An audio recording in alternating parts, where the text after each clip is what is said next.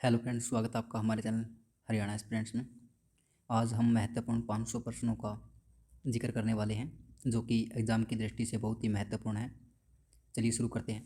आज का हमारा पहला प्रश्न है, भगत सिंह को फांसी की सज़ा सुनाने वाला जो न्यायाधीश था वो कौन था?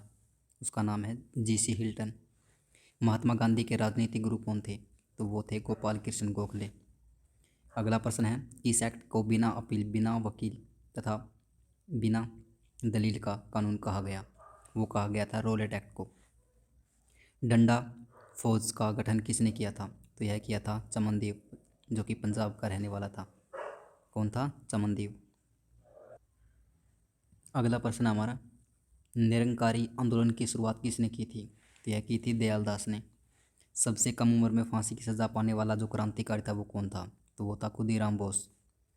अगला प्रश्न हमारा, जलियांवाला बाग हत्याकांड के विरोध में केसरे हिंद की उपाधि लेने से मना कर दिया था? तो किसने मना कर दिया था? वो कर दिया था महात्मा गांधी ने। अगला प्रश्न है, गदर पार्टी की स्थापना किसने की थी?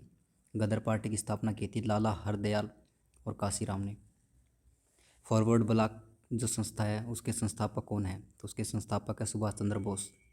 अगला प्रश्न है, कांग्रेस का जो विभाजन था वो कब हुआ और किन दलों में विभक्त हुई थी? यह तो यह हुई थी 1907 में। इसका जो विभाजन हुआ था वो नरम दल व गरम दल, और जो कि सूरत अधिवेशन में यह सब हुआ था। कांग्रेस के प्रथम मुस्लिम अध्यक्ष कौन थे? तो वह थे बदरुद्दीन तैयबजी। अगला प्रश्न हमारा, मराठा साम्राज्य के संस्थापक कौन थे? मराठा साम्राज्य के संस्थापक शिवाजी थे। शिवाजी द्वारा लगाए गए 2 कर कौन से थे? तो वो थे चौथ और सरदेशमुखी। अगला प्रश्न हमारा, लंपट मूर्ख किसे कहा जाता था? तो यह कहा जाता था जहादर शाह को।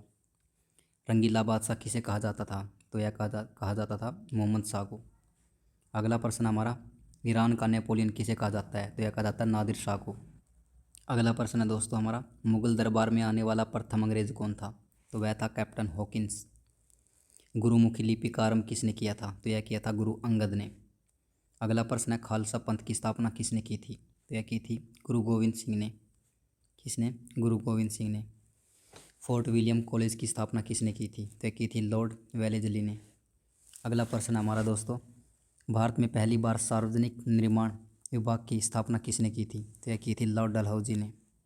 अगला प्रश्न है, अजमेर में मेयो कॉलेज की स्थापना किसने की थी? तो यह की थी लॉर्ड मेयो ने। भारत के उद्धारक की संज्ञा किसे दी गई है? तो यह दी गई है लॉर्ड रिपन को। अगला प्रश्न हमारा, शिमला समझौता कब हुआ? तो शिमला समझौता हुआ था 1945 में। स्वतंत्र भारत के प्रथम गवर्नर जनरल कौन थे? तो यह थे लॉर्ड माउंटबेटन। अगला प्रश्न है, तांत्या टोपे का वास्तविक नाम क्या था? तो उनका वास्तविक नाम था रामचंद्र पांडुरंग। इंग्लैंड में भारतीय सुधार समिति की स्थापना किसने की थी? तो वह की थी दादा भाई नरोजी ने। दादा भाई नरोजी ने। अगला प्रश्न है, जलियांवाला बाग हत्याकांड में जनरल डायर का सहयोग करने वाले भारतीयों का नाम क्या था? तो उसका नाम था हंसराज। मेवाड़ में भील आंदोलन का जो नेतृत्व था वो किसने किया था? वो किया था मोतीलाल तेजावत ने। अगला प्रश्न है दोस्तों, साइमन कमीशन को और किस नाम से जाना जाता है? वह जाना जाता है वाइट मैन कमीशन के नाम से। निम्न में से कौन सी धातु बिजली की सबसे अधिक सुचालक है? तो वह है चांदी। अगला प्रश्न है, गोबर गैस में मुख्य रूप से क्या पाया जाता है? तो पाया जाता है मीथेन। स्वतंत्रता मेरा जन्मसिद्ध अधिकार है और मैं इसे लेकर ही रहूँगा, यह किसने कहा था? तो यह कहा था लोकमान्य तिलक ने। अगला प्रश्न है, राज्यसभा के सदस्यों का जो चुनाव है वो कितनी अवधि के लिए किया जाता है? तो यह किया जाता है 6 वर्ष की अवधि के लिए। हिंदी भाषा की लिपि कौन सी है? देवनागरी। अगला प्रश्न, हमारी आकाशगंगा का क्या नाम है? हमारी आकाशगंगा का नाम है दुग्ध मेखला या मिल्की वे। हिंदी भाषा का पहला समाचार पत्र कौन सा था? तो वो था उदंत मार्तंड। हिंदी भाषा का पहला समाचार पत्र। अगला प्रश्न है, तुलसीदास रामचरितमानस हिंदी भाषा की किस बोली में लिखी गई है? तो यह लिखी गई है अवधी बोली में। हरियाणा के राज्य कवि कौन कहलाते हैं? तो वह कहलाते हैं उदयभानु हंस। अगला प्रश्न है दोस्तों, आधुनिक ओलंपिक खेलों की शुरुआत कब और कहाँ से हुई थी? यह हुई थी एथेंस यूनान से हुई थी 1896 में। भारत ने किस खेल में ओलंपिक खेलों में 8 बार स्वर्ण पदक जीता है? तो वह हॉकी में जीता है दोस्तों। अगला प्रश्न है हमारा, कोल इंडिया लिमिटेड के जो मुख्यालय है वो कहाँ पर है? तो वह है कोलकाता में। लीबिया की मुद्रा कौन सी है? तो वह लीबिया की मुद्रा है दिनार। अगला प्रश्न है, पोर्सलिन टावर किस देश में है? तो यह चीन में है। राष्ट्रीय पंचायत किस देश की संसद का नाम है? तो यह नेपाल की पंचायत का नाम है, नेपाल की संसद का नाम है। अगला प्रश्न है, रोहिंटन बेरिया ट्रॉफी किस खेल से संबंधित है? तो यह क्रिकेट से संबंधित है। किस आंदोलन के बाद गांधी जी ने राजनीति में किस आंदोलन के बाद जो गांधी जी थे वो राजनीति में शामिल हुए थे? तो चंपारण के आंदोलन के बाद हुए थे। अगला प्रश्न है, नौजवान भारत सभा किसने स्थापित की थी? तो यह की थी सरदार भगत सिंह के द्वारा। अगला प्रश्न है, फ्लाइंग सिख के नाम से कौन जाना जाता है? तो यह जाने जाते हैं मिल्खा सिंह जी। विख्यात तट मंदिर कहाँ पर स्थित है? तो यह है मामल्लपुरम। अगला प्रश्न है, गायकवाड़ कहाँ का शासक था? तो यह था बड़ौदा का। जय जवान जय किसान का नारा किसने दिया था? तो लाल बहादुर शास्त्री के द्वारा दिया गया था। अगला प्रश्न है, भारत में सबसे ज़्यादा साक्षरता कहाँ पर है? तो यह केरल में है। दाभोल विद्युत परियोजना कहाँ पर स्थित है? तो यह तमिलनाडु में स्थित है। अगला प्रश्न दोस्तों, जवाहरलाल नेहरू बंदरगाह कहाँ पर स्थित है? तो यह स्थित है मुंबई में। उच्च न्यायालय में कितने न्यायाधीश होते हैं? तो इसमें 31 न्यायाधीश होते हैं। अगला प्रश्न है, विश्व विरासत दिवस कब मनाया जाता है? यह मनाया जाता है 18 अप्रैल को। वात्सल्य मेला कहाँ पर आयोजित होता है? तो यह नई दिल्ली में आयोजित होता है। अगला प्रश्न है, भारत में अंतर्राष्ट्रीय सुनामी चेतावनी प्रणाली को कब अपनाया गया था? तो इसे अपनाया गया था वर्ष 2006 में। अगला प्रश्न है, अमेरिका के किस राष्ट्रपति ने हिरोशिमा पे परमाणु गिराने का आदेश दिया था? तो यह दिया था हेनरी ट्रूमैन ने। अगला प्रश्न है दोस्तों, किस राज्य ने हाल ही में रोजगार संघी ऐप शुरू किया है? तो वह छत्तीसगढ़ ने शुरू किया है। अगला प्रश्न हमारा, अयप्पा मंदिर कहाँ पर स्थित है? तो यह केरल में स्थित है। बंदरगाह वाला नगर किसे कहा जाता है? तो मैंगलोर को कहा जाता है। अगला प्रश्न है, किस बैंक ने लोन इन सेकंड सेवा शुरू किया है? तो वह शुरू किया है यस बैंक ने। मनुष्य की आंख का वजन कितना होता है? तो लगभग 7.5 ग्राम होता है। अगला प्रश्न है, लक्षद्वीप की राजधानी कहाँ पर है? तो लक्षद्वीप की राजधानी कवारत्ती में है। सिक्किम की राजधानी कहाँ पर है? तो सिक्किम की राजधानी जो है गंगोटक है। अगला प्रश्न है दोस्तों, बाबर की आत्मकथा का क्या नाम है? तो बाबर की आत्मकथा का नाम है बाबरनामा। अगला प्रश्न है, डायमंड हार्बर के नाम से किसे जाना जाता है? तो कोलकाता को जाना जाता है। कालीबंगन कहाँ पर स्थित है? तो राजस्थान में स्थित है। अगला प्रश्न है, भारत में पहली बार जनगणना कब हुई थी? तो यह जनगणना हुई थी 1872 में। कोलकाता किस नदी के किनारे पर स्थित है? तो यह हुगली नदी के किनारे पर स्थित है। अगला प्रश्न है, पौधे में जीवन होता है, यह किस भारतीय वैज्ञानिक ने बताया था? तो यह बताया था जगदीश चंद्र बसु ने। अगला प्रश्न है, मनुष्य के शरीर में कितने गुणसूत्र होते हैं? तो यह 23 जोड़े या 46 गुणसूत्र होते हैं। अगला प्रश्न है, डबल फॉल्ट शब्द किस खेल में प्रयुक्त होता है? तो यह होता है टेनिस में। अगला प्रश्न है दोस्तों हमारा, भारत छोड़ो आंदोलन कब शुरू हुआ? तो यह शुरू हुआ था 8 अगस्त 1942 को। अगला प्रश्न है, जब सहायक गठबंधन शुरू किया गया तो गवर्नर जनरल कौन था? तो गवर्नर जनरल लॉर्ड वेलेस्ली। अगला प्रश्न है, वायुमंडलीय दाब किस यंत्र से मापा जाता है? तो यह मापा जाता है बैरोमीटर से। अग्नि 2 मिसाइल किस प्रकार की मिसाइल है? तो यह बेलास्टिक मिसाइल है। अगला प्रश्न है, यूएनओ ने पर्यावरण संरक्षण अधिनियम कब पारित किया है? तो यह किया है मार्च 1986 में पारित किया था। अगला प्रश्न है, किसने वर्नाकुलर प्रेस अधिनियम पारित किया था? तो यह पारित किया था लॉर्ड लिंटन ने। अगला प्रश्न है, भारत का एकमात्र सक्रिय ज्वालामुखी है वो कौन सा है? तो वह है बंजर द्वीप। अगला प्रश्न है दोस्तों हमारा, संयुक्त राष्ट्र के ध्वज पर जैतून की शाखाओं का प्रतीक क्या है? तो वह शांति का प्रतीक। अगला प्रश्न है हमारा, भारत के पहले और एकमात्र रेलवे विश्वविद्यालय का नाम क्या है? तो उसका नाम है राष्ट्रीय रेल और परिवहन संस्थान। अगला प्रश्न दोस्तों हमारा, रामचरितमानस किसने लिखी थी? तो यह लिखी थी तुलसीदास। अगला प्रश्न है, शाह बुलंद इकबाल के नाम से कौन मशहूर था? तो वह मशहूर था दारा शिकोह। अगला प्रश्न है, शाहजहाँ ने किसकी सहायता से राजगद्दी हासिल की? तो यह असाफ खां के सहयोग से प्राप्त की थी। अगला प्रश्न है दोस्तों, शाहजहाँ ने आगरा से अपनी राजधानी कहाँ परिवर्तित की थी? तो यह परिवर्तित की थी शाहजहानाबाद, जो कि पुरानी दिल्ली में थी। अगला प्रश्न है, शाहजहाँ ने अपनी बेगम मुमताज़ महल का जो मकबरा है वो कहाँ बनवाया था? तो वह बनवाया था आगरा में। अगला प्रश्न है दोस्तों, शाहजहाँ को गिरफ्तार कर कहाँ कैद किया गया था? तो यह कैद किया गया था आगरे के किले में। शाहजहाँ को किसने कैद किया था? तो औरंगजेब ने कैद किया था। अगला प्रश्न है, शाहजहाँ के समय कौन सी जगह मुगल के हाथ से निकल गई? तो ये निकल गई थी कंधार। अगला प्रश्न है, शाहजहाँ के समय आने वाले जो फ्रांसीसी है उनका नाम क्या था? उनका नाम था फ्रांसीसी बर्नियर और टवर्नियर। अगला प्रश्न है, शाहजहाँ के बचपन का नाम क्या था? शाहजहाँ के बचपन का नाम था खुर्रम। शाहजहाँ के दरबार में संस्कृत के कौन से पंडित मौजूद थे? तो वे थे कबींदर, आचार्य सरस्वती, जगन्नाथ पंडित। अगला प्रश्न है, शेरशाह के बचपन का नाम क्या था? शेरशाह के बचपन का नाम फरीद खां था। शेरशाह की महानता का द्योतक क्या है? तो उसकी प्रशासनिक सुधार हैं। अगला प्रश्न है, शिवाजी ने मुगलों को किस संधि के द्वारा किलों को हस्तांतरित किया था? वह पुरंदर की संधि थी जिसमें शिवाजी ने मुगलों के जो किले थे उसको हस्तांतरित कर दिया था। अगला प्रश्न है दोस्तों हमारा, शाहजहाँ ने किस शहर में मोती मस्जिद बनवाई थी? तो मोती मस्जिद बनवाई थी उसने आगरा में। अगला प्रश्न है, वर्ष 1526 में लड़ी गई पानीपत की पहली लड़ाई में बाबर से कौन पराजित हुआ था? तो वह पराजित हुआ था इब्राहिम लोदी। अगला प्रश्न है, यू आकार की घाटी है वो कहाँ पाई जाती है? वह पाई जाती है हिमालय क्षेत्र में। सीप का निर्माण किससे होता है? तो वह पवन से होता है।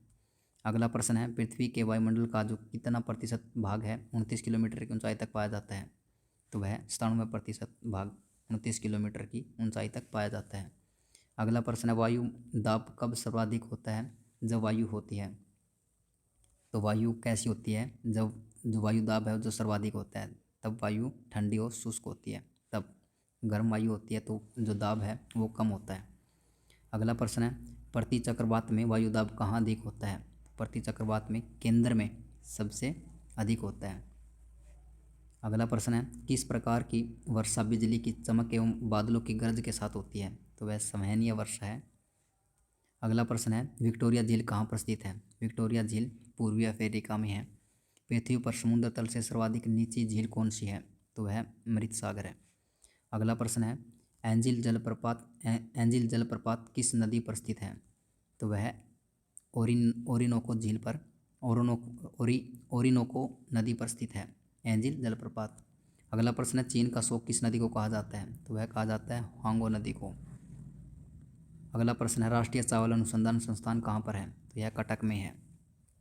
अगला प्रश्न है दोस्तों, भारतीय दलहन अनुसंधान संस्थान कहाँ पर है? तो यह कानपुर में स्थित है। अगला प्रश्न है, केंद्रीय बकरी अनुसंधान संस्थान कहाँ पर है? तो यह स्थित है मखदूम में। अगला प्रश्न है, राष्ट्रीय पर्यावरण शोध संस्थान कहाँ पर स्थित है? तो यह नागपुर में स्थित है। राष्ट्रीय ऊंट अनुसंधान संस्थान कहाँ पर है? तो यह बीकानेर में स्थित है। अगला प्रश्न है, राष्ट्रीय भू भौतिकी अनुसंधान संस्थान कहाँ पर स्थित है? तो यह हैदराबाद में स्थित है। कहाँ पे? हैदराबाद में। अगला प्रश्न है, राष्ट्रीय पर्यावरण अभियांत्रिकी शोध संस्थान कहाँ पर स्थित है? तो यह स्थित है नागपुर में। अगला प्रश्न है, भारतीय कृषि अनुसंधान परिषद कहाँ पर स्थित है? तो यह स्थित है नई दिल्ली में। अगला प्रश्न है, भारतीय मृदा विज्ञान संस्थान कहाँ पर स्थित है? तो यह स्थित है प्रयागराज में। अगला प्रश्न है दोस्तों, केंद्रीय मृदा एवं लवणता अनुसंधान संस्थान कहाँ पर स्थित है? तो यह स्थित है करनाल में। अगला प्रश्न है, भारतीय बागवानी अनुसंधान संस्थान कहाँ पर स्थित है? तो यह स्थित है बेंगलोर में। अगला प्रश्न है, भारतीय वन सर्वेक्षण केंद्र कहाँ स्थित है? तो यह स्थित है देहरादून में। अगला प्रश्न है, प्राकृतिक इतिहास का राष्ट्रीय संग्रहालय कहाँ स्थित है? तो यह नई दिल्ली में स्थित है। आगे है, सलीम अली पक्षी विज्ञान तथा प्राकृतिक इतिहास कहाँ पर है? तो यह है जो कोयम्बटूर में है यह। अगला प्रश्न है, भारतीय वनस्पति सर्वेक्षण कहाँ पर स्थित है? तो यह है कोलकाता में। अगला प्रश्न है, भारतीय प्राणी सर्वेक्षण कहाँ पर है? तो यह स्थित है कोलकाता में। अगला प्रश्न है, राष्ट्रीय वानिकी अनुसंधान संस्थान कहाँ पर है? झांसी में। कहाँ पे? झांसी में। आगे है, केंद्रीय मरु क्षेत्र अनुसंधान संस्थान कहाँ पर है? तो यह स्थित है जोधपुर में। भारतीय मौसम विज्ञान संस्थान कहाँ पर स्थित है? तो यह स्थित है नई दिल्ली में। आगे है, भारतीय मौसम वेधशाला कहाँ पर स्थित है? तो यह स्थित है पूना में। जीवाणु प्रौद्योगिकी संस्थान कहाँ पर स्थित है? तो यह चंडीगढ़ में स्थित है। अगला प्रश्न है, राष्ट्रीय वनस्पति विज्ञान संस्थान कहाँ पर स्थित है? तो यह स्थित है लखनऊ में। अगला प्रश्न है दोस्तों हमारा, केंद्रीय खनन अनुसंधान संस्थान कहाँ पर है? तो यह स्थित है धनबाद, जो कि झारखंड में है। अगला प्रश्न है, भारतीय रासायनिक जैविकी संस्थान कहाँ पर स्थित है? तो यह स्थित है कोलकाता में। केंद्रीय ईंधन अनुसंधान संस्थान स्थित है जादूगोड़ा, झारखंड में। अगला प्रश्न है हमारा, भारतीय वन अनुसंधान संस्थान कहाँ पर है? तो यह स्थित है देहरादून में। भारतीय वन्य जीव अनुसंधान संस्थान कहाँ पर है? देहरादून में। अगला प्रश्न है, केंद्रीय पक्षी शोध संस्थान कहाँ पर स्थित है? तो यह स्थित है इज्जतनगर में। केंद्रीय आलू अनुसंधान संस्थान कहाँ पर है? शिमला में। अगला प्रश्न हमारा, केंद्रीय भैंस अनुसंधान संस्थान कहाँ पर है? यह हिसार में स्थित है। कौन सा प्रधानमंत्री एक भी दिन संसद में नहीं गया? तो वह चौधरी चरण सिंह जी थे। अगला प्रश्न है, लोकसभा में बहुमत दल का जो नेता है वो कौन होता है? तो वह होता है प्रधानमंत्री। अगला प्रश्न है, सबसे कम आयु में प्रधानमंत्री कौन था? तो वह था राजीव गांधी। अगला प्रश्न है, कार्यपालिका की समस्त सत्ता किस में निहित होती है? तो वह मंत्रिपरिषद में निहित होती है। अगला प्रश्न है, संघीय मंत्रिपरिषद के मंत्री किसके प्रति उत्तरदायी होते हैं? तो वह लोकसभा के प्रति उत्तरदायी होते हैं। स्वतंत्र भारत के प्रथम प्रतिरक्षा मंत्री कौन थे? तो वो थे सरदार पटेल जी। अगला प्रश्न है, संविधान के किस अनुच्छेद में मंत्रिपरिषद की नियुक्ति व पदच्युति का प्रावधान है? तो वह है अनुच्छेद 75 के तहत। अगला प्रश्न है, भारत में किसी भी सदन का सदस्य बने बिना कोई व्यक्ति मंत्रिपरिषद पर कितने दिनों तक रह सकता है? तो वह 6 महीनों के लिए रह सकता है। अगला प्रश्न है, मंत्रिमंडल का गठन कौन करता है? तो वह करता है केंद्रीय मंत्री। स्वतंत्र भारत के प्रथम कानून मंत्री कौन थे? डॉक्टर BR अम्बेडकर जी थे। अगला प्रश्न है, भारत के मंत्रिपरिषद में अधिकतम सदस्य कहाँ से लिए जाते हैं? तो वह लिए जाते हैं लोकसभा से। अगला प्रश्न है, संसदीय शासन प्रणाली में वास्तविक कार्यपालिका की शक्ति किसके पास होती है? तो वह होती है प्रधानमंत्री के पास। अगला प्रश्न है, संसद में मंत्रिपरिषद कौन सा प्रस्ताव रख सकता है? तो वह रख सकता है विश्वास का प्रस्ताव। अगला प्रश्न है, मंत्रिपरिषद के सदस्यों को गोपनीयता की शपथ कौन दिलाता है? तो वह राष्ट्रपति दिलाता है। आगे है, स्वतंत्र भारत के प्रथम वित्त मंत्री कौन थे? तो वो थे RK षणमुगम शेट्टी। अगला प्रश्न है, क्या राज्यसभा का सदस्य मंत्रिपरिषद का सदस्य बन सकता है? इसका आंसर होगा हमारा हाँ, वह बन सकता है। अगला प्रश्न है, हीराकुंड बांध किस राज्य में स्थित है? तो यह स्थित है उड़ीसा में। अगला प्रश्न है, स्वतंत्र भारत के प्रथम गवर्नर जनरल कौन थे? तो वो थे हमारे श्री राजगोपालाचार्य जी। अगला प्रश्न है, टेलीफोन का आविष्कार किसने किया था? तो यह अलेक्जेंडर ग्राहम बेल ने किया था। आगे है, महात्मा गांधी ने साबरमती आश्रम की स्थापना कब की थी? तो यह 1916 में की थी। अगला प्रश्न है, चौरी चौरा कांड कब और कहाँ पर हुआ था? तो यह 4 फरवरी 1922 को हुआ था और चौरा चौरी कस्बे में हुआ था, जो कि गोरखपुर उत्तर प्रदेश में है। अगला प्रश्न है हमारा, मोपला आंदोलन कब और कहाँ पर हुआ था? तो यह 1921 में मालाबार केरल तट पर हुआ था। अगला प्रश्न है, स्वराज दल की स्थापना किसने की थी? तो स्वराज दल की स्थापना मोतीलाल नेहरू और चित्तरंजन दास के द्वारा की गई थी। आगे है, लखनऊ समझौता कब और किसके मध्य हुआ था? तो यह दिसंबर 1916 को हुआ था, कांग्रेस और मुस्लिम लीग के बीच में हुआ था। अगला प्रश्न है, भारतीय राष्ट्रीय कांग्रेस की प्रथम भारतीय महिला अध्यक्ष कौन थी? तो वह थी सरोजनी नायडू। अगला प्रश्न है, दांडी यात्रा कब शुरू हुई थी? तो यह 12 मार्च 1930 को शुरू हुई थी। आगे है, जंतु विज्ञान का जनक किसे कहा जाता है? तो जंतु विज्ञान का जनक अरस्तु को कहा जाता है। आगे है, आगरा का किला किसने बनवाया था? तो यह अकबर ने बनवाया था। आगे है, किसके जन्म दिवस को खेल दिवस के रूप में मनाया जाता है? तो मेजर ध्यानचंद के जन्मदिन को खेल दिवस के रूप में मनाया जाता है। अगला प्रश्न है, विश्व पर्यावरण दिवस कब मनाया जाता है? तो यह मनाया जाता है 5 जून को। आगे है, चंपारण सत्याग्रह कब हुआ था? तो यह 19 अप्रैल 1917 को हुआ था। आगे, राष्ट्रपति किसकी सलाह पर लोकसभा को उसकी अवधि की समाप्ति से पहले भंग कर सकता है? तो यह प्रधानमंत्री की सलाह पर कर सकता है। अगला प्रश्न है, सांची का स्तूप किसने बनवाया था? तो यह बनवाया था सम्राट अशोक ने।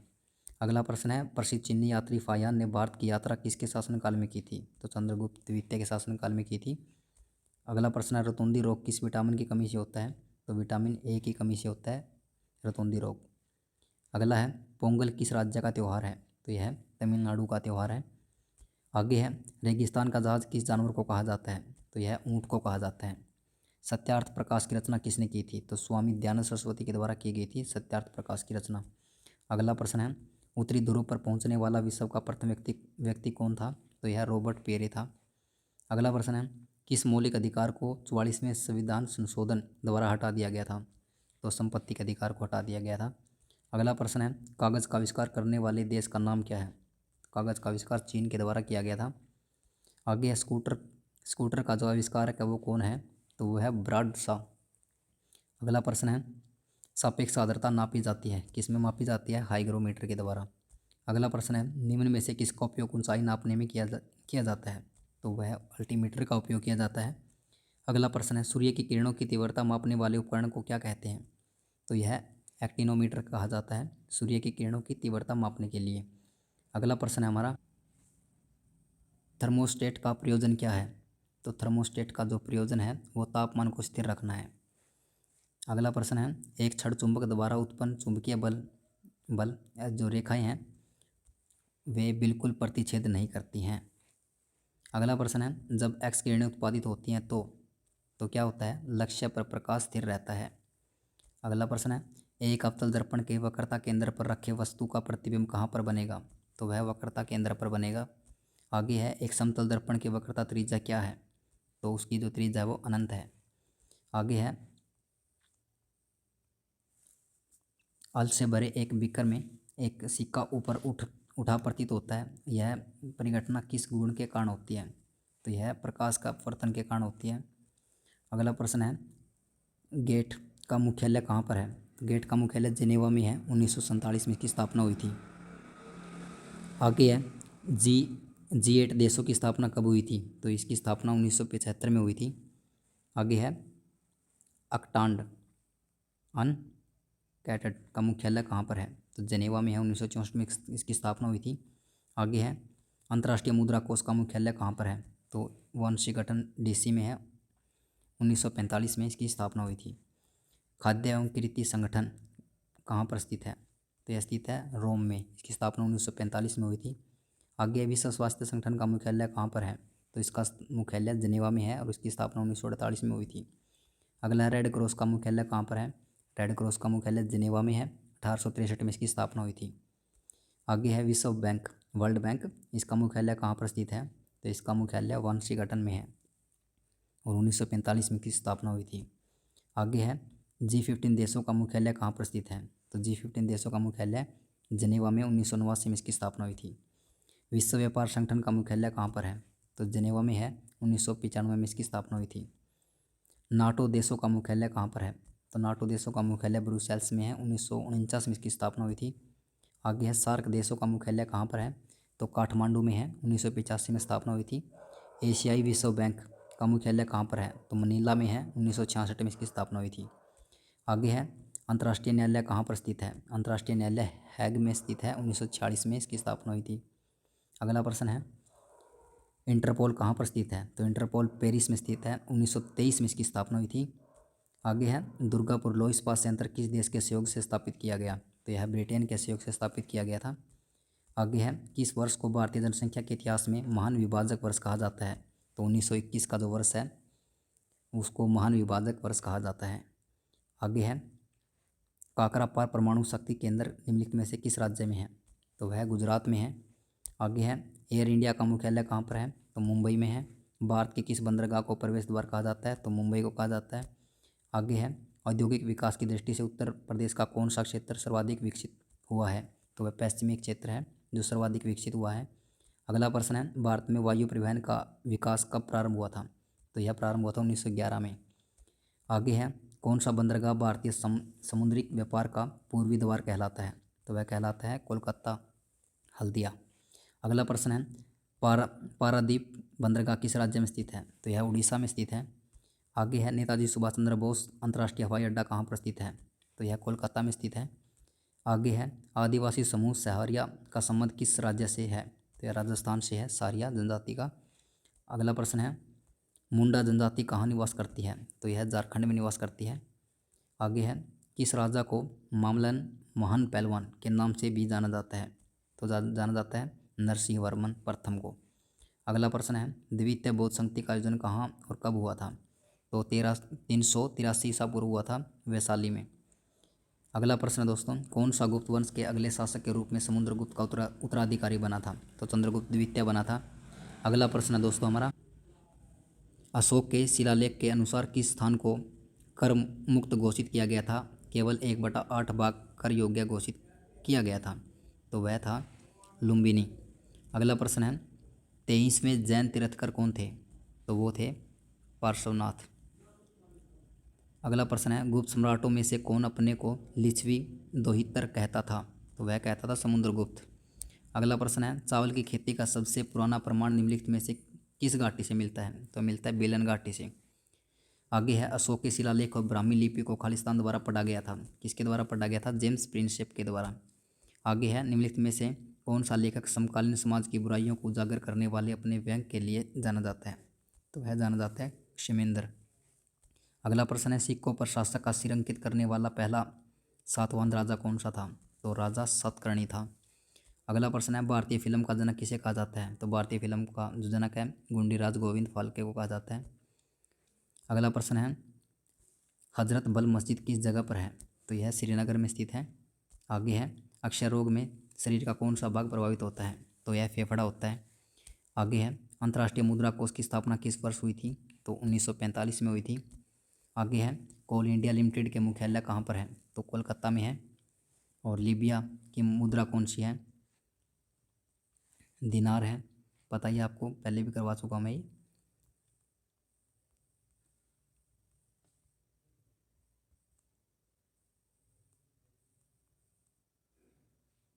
वात्सल्य मेला नई दिल्ली में है, पता ही आपको। भारत ने अंतर्राष्ट्रीय सुनामी चेतावनी प्रणाली को कब अपनाया था? 2006 में अपनाया था। अमेरिका के किस राष्ट्रपति ने हिरोशिमा पे परमाणु गिरने का आदेश दिया था? तो हेनरी ट्रूमैन था। किस राज्य ने हाल ही में रोजगार संघी ऐप शुरू किया? तो छत्तीसगढ़ था। अयप्पा मंदिर केरल में है। बंदरगाह वाला नगर किसे कहा जाता है? मैंगलोर को। किस बैंक ने लोन इन सेकंड सेवा शुरू किया है? तो यस बैंक ने की है। मनुष्य की आंख का वजन 7.5 ग्राम है। लक्षद्वीप की राजधानी कवरत्ती है। सिक्किम की गंगोटक है। भारत के किन राज्यों में सबसे ज़्यादा काली मिट्टी पाई जाती है? तो यह पाई जाती है महाराष्ट्र और मध्य प्रदेश में। अगला प्रश्न है, institute of paper technology Uttar Pradesh में किस जगह पे बना है? तो यह सहारनपुर में बना है। अगला प्रश्न है, सलमान रश्दी जी के एक चर्चित लेख का नाम बताएं। तो उनका जो एक चर्चित लेख है उसका नाम है सेंटेनिक वर्सेज। अगला है, भारत में किस पंचवर्षीय योजना के अंतर्गत सिंचाई और खेती को सबसे पहली प्राथमिकता दी गई थी? तो यह दी गई थी पहली पंचवर्षीय योजना के अंतर्गत। अगला है हमारा, आर्यभट्ट की कार्य के लिए किस कार्य के लिए प्रसिद्ध थे? तो वे गणितज्ञ थे, गणित के कार्य के लिए प्रसिद्ध थे। अभिज्ञान शाकुंतलम किस महान व्यक्ति की रचना थी? तो यह रचना थी कालिदास जी की। अगला प्रश्न है, जयसमंद झील किस राज्य में है? तो यह राजस्थान में है। आगे है, विनोबा भावे जी का एक प्रसिद्ध कथन है, उसका नाम बताना है। तो वह है जय जगत। अगला प्रश्न है, नमक के उत्पादन का सबसे बड़ा सोर्स कौन है? तो वह समुद्र का पानी है। आगे है, अबरख का उत्पादन पूरी दुनिया में सबसे ज़्यादा कौन सा देश करता है? तो वह चीन करता है। आगे है, सम्राट अशोक के शिलालेख को पढ़ने वाला प्रथम अंग्रेज कौन था? जेम्स प्रिंसेप था। अगला है, महावीर स्वामी ने जैन संघ की स्थापना कहाँ पर की थी? तो वह की थी पावापुरी में। आगे है, किस विदेशी दूत ने सोम को भगवान घोषित किया था? तो यह क्या था? हेलियोडोरस ने। अगला प्रश्न है, वैदिक कालीन लोगों ने सर्वप्रथम किस धातु का प्रयोग किया था? तो वह किया था तांबे का। अगला प्रश्न है, किस वेद की रचना गद्य एवं पद्य दोनों में की गई है? तो यजुर्वेद की रचना की गई है गद्य और पद्य दोनों में। आगे है, किस व्यक्ति को बिना ताज का बादशाह कहा जाता है? तो सुरेंद्रनाथ बनर्जी को कहा जाता है। अगला प्रश्न है, हड़प्पा काल में तांबे के रथ की खोज किस स्थान से हुई थी? तो दैमाबाद महाराष्ट्र से हुई थी। अगला प्रश्न है, महावीर स्वामी यति कब कहलाए? तो यह घर त्यागने के बाद यति कहलाए थे महावीर स्वामी। अगला प्रश्न है, मोहनजोदड़ो के स्नानागार के पश्चिम स्थित स्तूप का निर्माण किस काल में किया गया था? तो यह कुषाण काल में किया गया था। अगला प्रश्न है, हड़प्पा सभ्यता के किस पुरस्थल को सिंध का बाग या मृतकों का टीला कहा गया है? तो यह मोहनजोदड़ो को कहा गया है। अगला प्रश्न है, ऐसा कौन सा प्रथम सूफी संत था जिसने अपने आप को अनलहक घोषित किया था? तो यह मंसूर हल्लाज ने किया था। अगला प्रश्न है दोस्तों, हिंदुस्तान तलवार के जोर पर जीता गया था और यह कथन किसका है? यह कथन है लॉर्ड एल्गिन द्वितीय का। हिंदुस्तान तलवार के जोर पर जीता गया है और तलवार के जोर पर ही ब्रिटिश साम्राज्य के हाथों में चला जाएगा। अगला प्रश्न है विष्णु के 10 अवतारों की जानकारी का सोर्स किस पुराण में है? तो यह मत्स्य पुराण में है। अगला प्रश्न है बौद्ध धर्म की किस शाखा में मंत्र, हठ योग एवं तांत्रिक आचारों को प्रधानता दी गई है? तो यह है वज्रयान। अगला प्रश्न है प्रसिद्ध विजय विठल मंदिर जिसके 56 तक्षित स्तंभ के संगीत में स्वर निकलते हैं कहाँ पर अवस्थित है? तो यह हम्पी में स्थित है जो कि कर्नाटक में है। अगला प्रश्न है किस शासक ने चित्तौड़ के कीर्ति स्तंभ का निर्माण करवाया था? तो वह करवाया था राणा कुंभा ने। अगला प्रश्न है इंडिया डिवाइडेड नाम की पुस्तक के लेखक कौन है? तो डॉक्टर राजेंद्र प्रसाद हैं। आगे है शेरशाह के बाद और अकबर से पहले दिल्ली पर राज करने वाले हिंदू राजा का नाम हेमू था। अगला प्रश्न है आर्य शब्द का शाब्दिक अर्थ क्या है?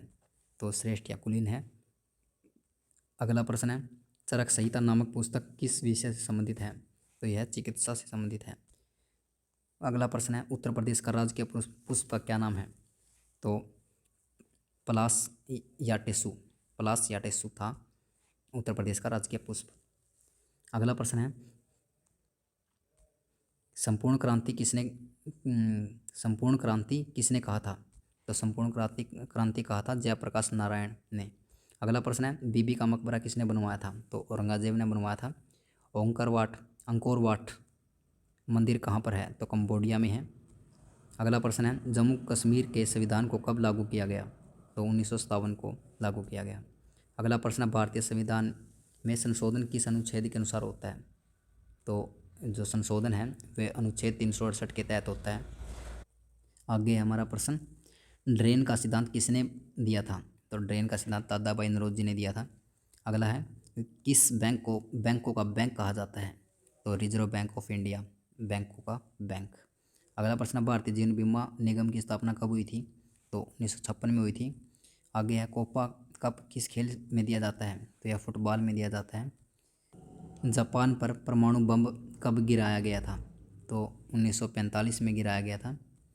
आगे है भाखड़ा नागढ़ बांध किस नदी पर स्थित है? तो यह सतलुज नदी पर स्थित है। आगे दोस्तों धनराज पिल्ले किस खेल से संबंधित हैं? तो यह हॉकी से संबंध रखते हैं।